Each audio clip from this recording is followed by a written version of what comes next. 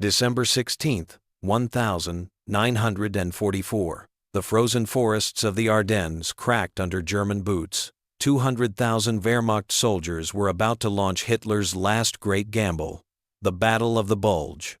They were told the Americans were soft, mere citizen soldiers, propped up by machines and money. But within hours, that myth would shatter. What the Germans didn't realize was that every U.S. infantryman carried something that rewrote the rules of firepower. General George S. Patton himself would later call it the greatest battle implement ever devised. The M1 Garand semi-automatic rifle, the American advantage. Where the German soldier still carried a bolt-action Kar 98K, essentially the same rifle his father had used in 1918, the American private shouldered a Garand. With the Kar 98K, each shot required lift, pull, push, and lock. Even a skilled rifleman struggled to fire more than 15 aimed rounds per minute. The Garand? 8 rounds as fast as you could pull the trigger, reloaded in seconds with an en-bloc clip. It meant that while a German squad had 9 slow rifles and 1 machine gun, an American squad had 11 semi-automatics, 1 automatic rifle, and a machine gun.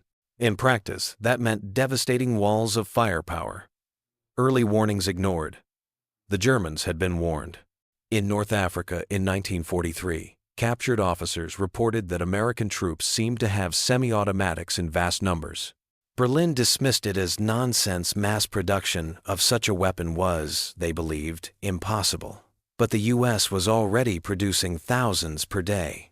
By D-Day, more than 3 million Garands were in the hands of American troops. When German defenders faced them on Omaha Beach, they were stunned. Reports admitted with disbelief, enemy rifle fire is continuous, no pauses observed for bolt manipulation. To them, it sounded as if every U.S. rifleman was an automatic gunner.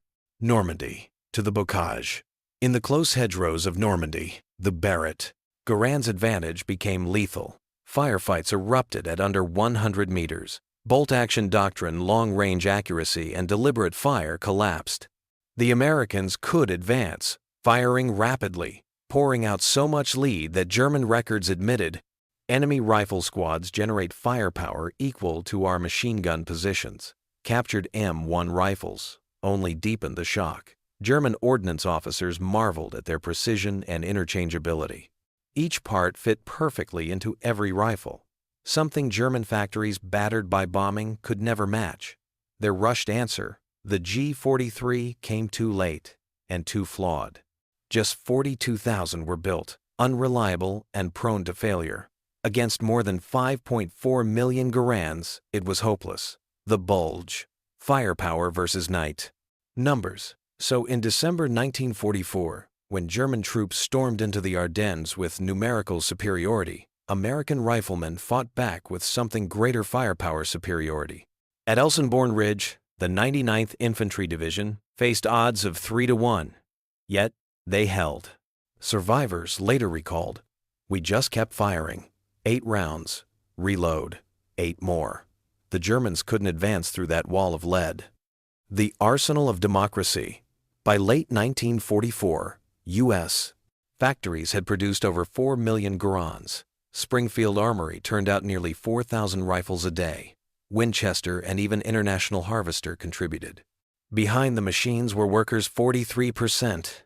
Women by 1943. Many who had never touched a rifle before, now building the best in the world. Germany leaned on elite units, machine guns, and tradition. America armed every soldier with cutting-edge firepower, changing tactics.